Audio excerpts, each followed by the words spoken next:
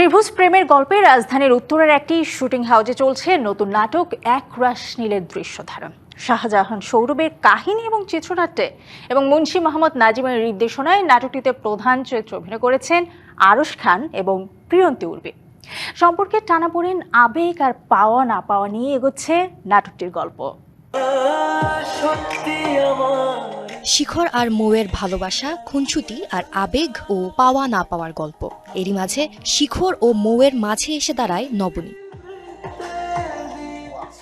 এমনই এক ত্রিভুজ সম্পর্কের গল্পে রাজধানীর উত্তরাতে শেষ হয়েছে একরাশ নীল নাটকের দৃশ্যধারণ। শাহজাহান সৌরভের কাহিনী ও চিত্রনাট্যে যে নাটকটি পরিচালনা করেছেন মুন্সী মোহাম্মদ নাজিম। কেমন হয় বিষয়টা, যদি একজন লোক তার প্রেমকে হারায় সেটা খুব স্বাভাবিক, কিন্তু যখন বারবার একই মানুষকে হারায় সেই দুঃখবোধটা কতটা প্রগাঢ় হতে পারে, এবং একই সঙ্গে সেই মানুষটার চারপাশের মানুষগুলো তার এই দুঃখবোধের পরিণাম কিভাবে ভোগ করে, সেই গল্পটাই উঠে এসেছে আমার একরাশ নীলে।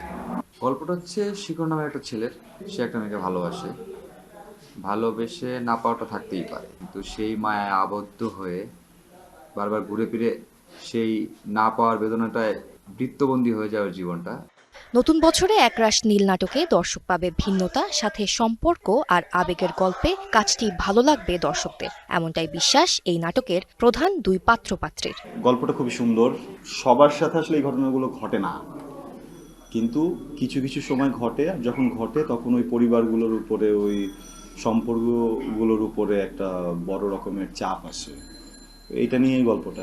এটা একটা ত্রিভুজ প্রেমের গল্প, কিন্তু ত্রিভুজ প্রেমও না, তবে তিনটা ক্যারেক্টারেরই আলাদা আলাদা পয়েন্ট অফ ভিউ আছে, অ্যান্ড তিনটা ক্যারেক্টার তিন রকম, খুবই সুন্দর। আরশ খান ও প্রিয়ন্তী উর্বির পাশাপাশি একরাশ নীল নাটকটিতে আরও অভিনয় করছেন ছোট পর্দার পুরনো ও নতুন মুখ। আমি নায়কের মা, শাশুড়ি হিসেবে খুবই ভালো, যেটা সচরাচর দেখা যায় না, আবার দেখাও যায়। আমার চরিত্রটা হচ্ছে খুবই ঠান্ডা মাথার, একটু স্যাড আমি ডেফিনেটলি। সো ক্যারেক্টারটা এখন বলবো কি বলবো না জানি না, বাট আশা রাখি দেখবেন, খুব ভালো কিছু দেখবেন। নির্মাতা জানান, রং বিন্যাস ও সম্পাদনার কাজ শেষে শিগগিরই দর্শকদের জন্য অনলাইনে আসবে একরাশ নীল নাটকটি। সঙ্গীতা ইসলাম, ডিবিসি নিউজ, ঢাকা।